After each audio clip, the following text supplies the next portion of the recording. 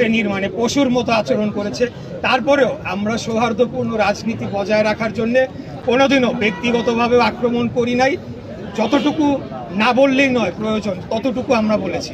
তবে আজকে যে অভিযোগটি উঠেছে এটি অবশ্যই এটির পিছনে সত্যতা রয়েছে। যার নাম বললাম গোলাম কিবরিয়া রুবেল, সে বর্তমানে যে যিনি আপনি বললেন যে স্থানীয় সরকার উপদেষ্টা, তার সাথে ঘনিষ্ঠভাবে চলাফেরার তার যথেষ্ট প্রমাণাদি রয়েছে। তার গাড়িতে করেও সে ঘোরাফেরা করতো বলে আমরা জানতে পেরেছি এবং বিশ্বস্ত সূত্রেই জানতে পেরেছি। এবং সে যে বিভাগে কর্মরত ছিল, নির্বাহী প্রকৌশলী বিভাগ, সেখান থেকে সকল প্রকারের দুর্নীতি, লুটপাট, সকল প্রকারের টেন্ডারবাজি, ভাগাভাগি সব কিছু সেখান থেকে করা হতো। এবং সেই ভাগগুলা এই যে আপনার নতুন যারা এখন বৈষম্য বিরোধী ছাত্র আন্দোলনের নামে যারা বিভিন্ন সরকারি অফিসে গিয়ে টেন্ডারবাজি করছে, তাদের সাথে ভাগাভাগি করে তার অবস্থানটি সে ঠিক রেখেছিল।